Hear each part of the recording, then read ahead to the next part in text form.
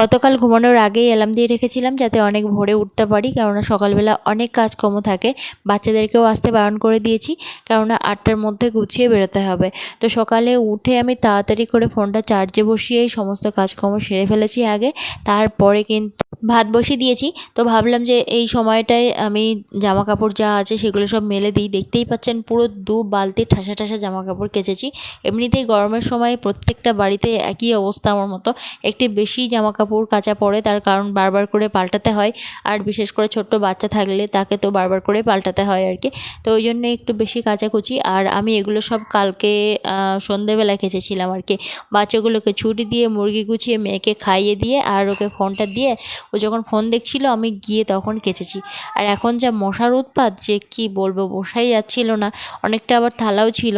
ভাবলাম যে আজকে তো আমি সারাদিন বাড়ি থাকবো না, তো ওই জন্যই সন্ধ্যেবেলা কেচে ফেলি। আর এখন যা মশার উৎপাত যে ওই ধূপ জ্বালাতেই হলো আর কি। তারপরে কাজকর্মগুলো সেরে ফেলেছিলাম।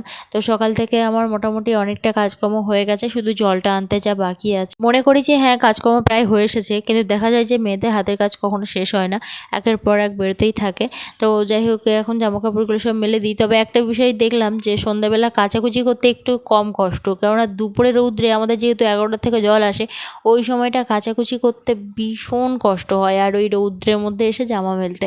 তো এবার থেকে ভাবছি সন্ধ্যেবেলা করে খানিকটা কাচাকুচি করে রাখবো, আর সকালবেলা মেলে দিলে দুপুরের মধ্যে শুকিয়ে যাবে, তুলে নিতে পারবো। এটাই বেশ ভালো।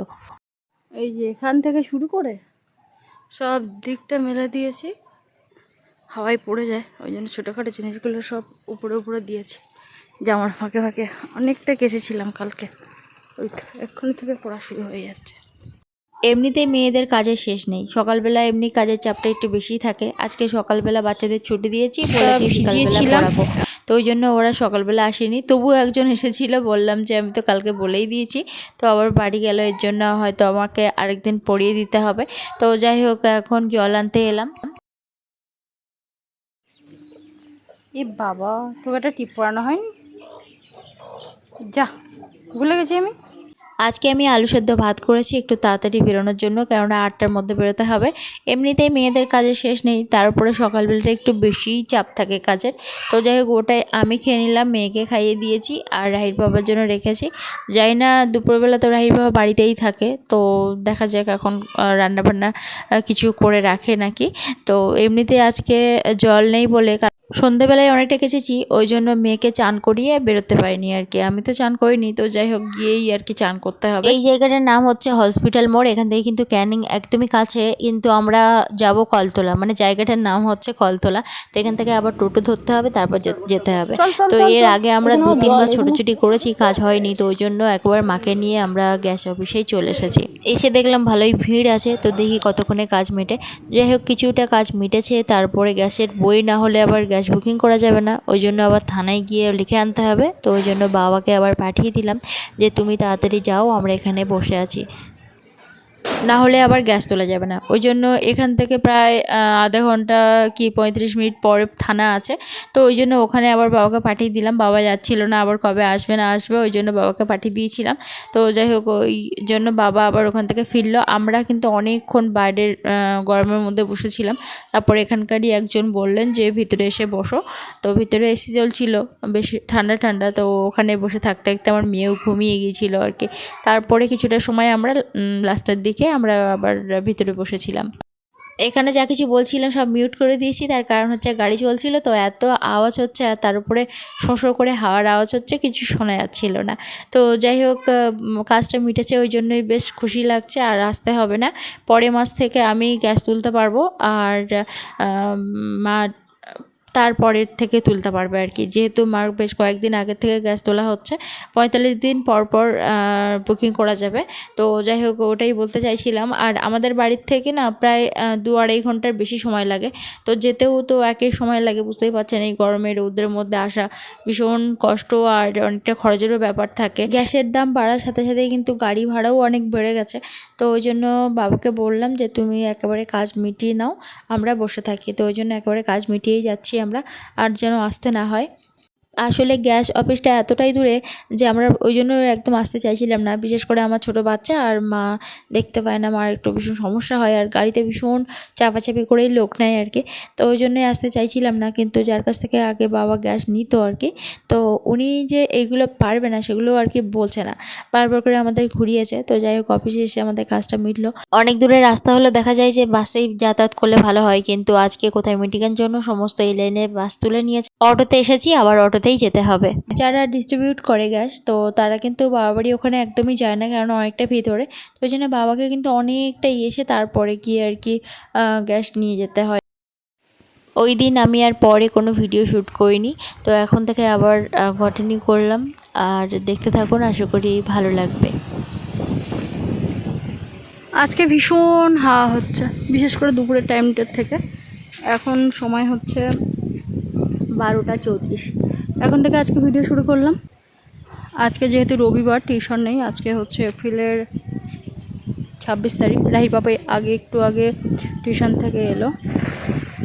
তো দেখা যাক এখন তো জল একদমই কমে গেছে, পুকুরে খুব একটা জল নেই বললে চলে। তো এই সময়টা 1-2 ঘন্টা মাছ পড়ে যায় আর কি। ওই যে মাছ লেগেছে বোঝা যাচ্ছে, কিন্তু এই পুকুরে মৌডি মাছ আছে, ধরা যায় না। যে জালটা ফেলেছে ওটা হচ্ছে বড় ফাঁসের জাল, তো এতে একটুও মৌডি মাছ থাকবে না আর কি। একমাত্র ঘন জল, ছোট জাল, তাতেই একমাত্র মৌডি মাছ থাকে। তো যাই হোক, সকালবেলা থেকে অনেক কাজ করেছি বাগানে। আর বাগানের নেশা এখন মানে কি বলবো, যত সব চারা দানা আর বাগানে সেই সব খাটতে খাটতেই আমার যে কত টাইম চলে যায়। তার মধ্যে সকালবেলা আবার ভাত করলাম, মেয়েকে খাওয়ালাম। আর রাহির বাবা একটু আগে এসেছে, বললো একটু সাদা আলু কেটে দাও আর হচ্ছে একটু শসা কেটে দাও। তো এটা কেটে দিলাম, খেলো। একটুও মাছ পড়েনি। বাগানে ভীষণ সকালবেলা থেকে খেটেছি, যেহেতু ছুটির দিন। এই যে শসা হয়েছে দেখুন, এই হয়েছে, কিন্তু এই যে ছিদ্র করে দিচ্ছে মৌমাছি না কি এসে ছিদ্র করে দিচ্ছে। প্লাস্টিক বাঁধবো ভাবছি। ওই যে মাজাটা শুরু হয়ে গেছে, মানে মর্দিগানটা শুরু হয়ে গেছে। তো ভাবছি যে বেঁধে দেব। এগুলোতে সব ঢ্যাঁড়স চলে এসেছে, এগুলোতে সব জল দিলাম। খোল ভেজানো জল ছিল, সেটা দিয়ে আবার বেশি করে জল দিলাম। এই যে, আর এখানে কুমড়ো গাছটা দারুণ হয়েছে। গোড়ায় সার মাটি দিলাম, আর এমনি ঘুঁটেগুলো দিয়েছি। এখন এই ঘুঁটেগুলো এদের কোনো কাজে লাগবে না, একমাত্র ভালো করে সার না দিলে, ভালো করে উপযুক্ত সার না করলে। এই দুটো মাটি রেডি করলাম, নিম পাতা দিয়েছি, বেশি পোকামাকড় হবে না। এই যে এটা ভেজানো ছিল অনেক দিন, জলটা বেরিয়ে গেলে ভালো করে গুঁড়ো করে আবার দেওয়া যাবে গাছের গোড়ায়। এই দুটো মাটি রেডি আছে, এতে দিয়েছি কুমড়োর দানা, দেখি কি হয়। ওই সাইডে আমি অনেকগুলো মাদা দিয়েছিলাম, যেটাতে সব উই পোকা খেয়েছে। আমি আজকে সব মাদাগুলো খুঁড়লাম, দেখলাম সব উই পোকা খেয়েছে। সামনেটা একদম পরিষ্কার করে ফেলেছি। বস্তাটা উড়ে এসে ওখানে পড়েছে, এইখানে ছিল, এত হাওয়া হচ্ছে উড়ে এসে পড়েছে। এই যে এগুলো সব এখানে এনে রেখেছি, যেগুলো সামনেটা ছিল। আর এই যে সবেদা গাছ লাগিয়েছি একটা। সকাল থেকে এদিক ওদিক করে ভীষণ খাটাখাটনি হচ্ছে। জল তোলা হয়ে গেছে ড্রামে, এবার টুকটাক রান্নার জল থেকে শুরু করে সমস্ত কিছু তুলে ফেলবো আর কি। গতকাল প্রায় 7টা থেকে 8টা পর্যন্ত এই বাড়ির সামনেটা গুছিয়েছি। 1 বস্তা ভিজিয়েছিলাম ওই ঘুটে, সেইগুলো সমস্ত সব গুঁড়ো করে বস্তার মধ্যে দিয়েছি একটু পচতে। সেগুলো হচ্ছে মানে পচে যাবে একটু, তারপরেই সার হবে আর কি। তো ওটা শীতের জন্য রেডি করলাম, শীতের একটু ফুল গাছ টাছ লাগাবো বলে। আর ওই যে আজকে 1 বস্তা ওই যে ইট চাপা দিয়েছি রাহির বাবার সামনে। তো এটা এখনই মানে গাছের গোড়ায় দেওয়া যাবে, একটু পচে যাবে বেশ জলের মধ্যে, তারপর গুঁড়ো করে। একজন বন্ধু কমেন্ট করছিলেন যে অনলাইনে সার কিনতে পাওয়া যায়, তো সেটা দেবে। আমাদের এখানে আসলে সব কিছু আসে না, সব কিছু অর্ডার করলে যে চলে আসবে তা নয়। অনেক জিনিস আমাদের এখানে আসে না। ওই দেখো তোমাদের ওই ধারে, এই দেখো মাছ দেখো।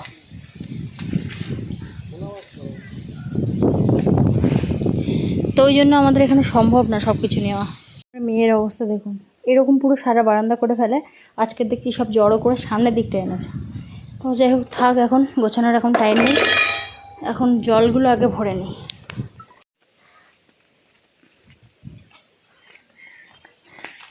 এখন গরম পড়ছে না, এদের বাড়িও তো পরিষ্কার করছে চারপাশে। এখন সব সাপ পোকের উৎপাত হয়।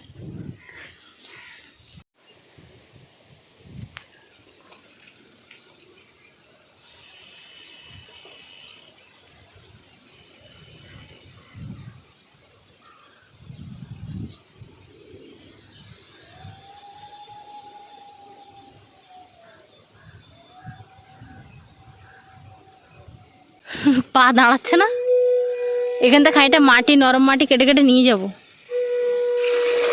এই সর্বনাশ।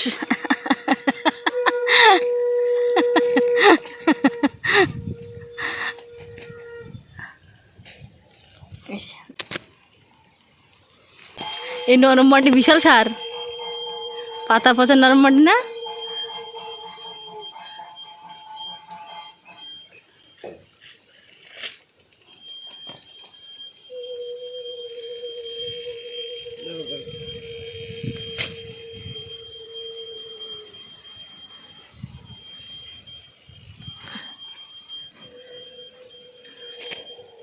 আজকে বিকেলবেলায় আসবো মাটি নিতে,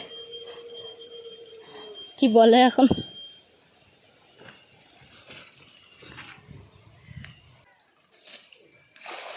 বাহ, দারুণ জাল ফেলেছ।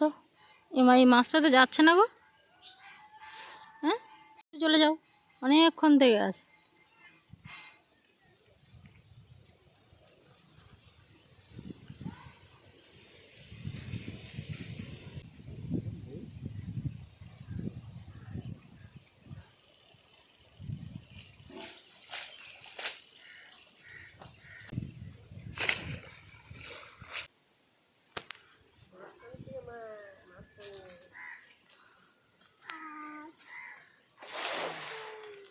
এখন যা হয়েছে, শাপলা হয়েছে না, সব মাছের মধ্যে চলে আসবে।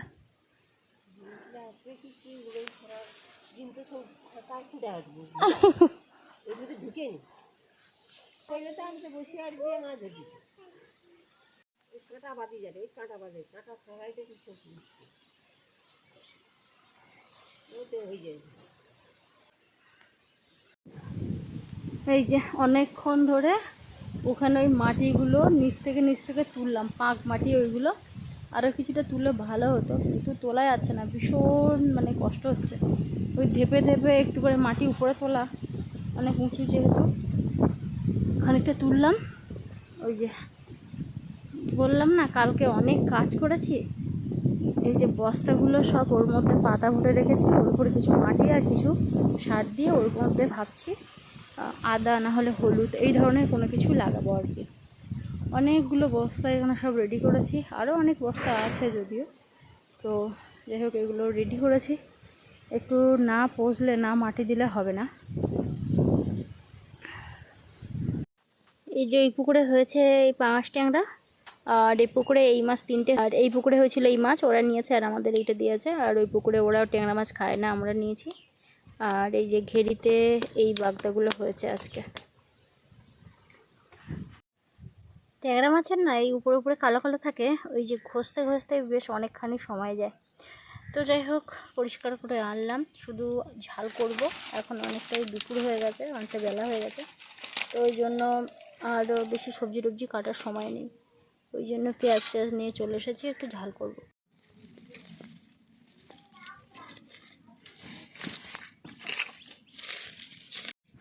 কালকের না কড়াই আমার নিচটা অনেকখানি পুড়ে গেছিলো, তো ওই জন্য আমি মেজে মেজে কিছুটা তুলেছি, আর যা আছে আছে।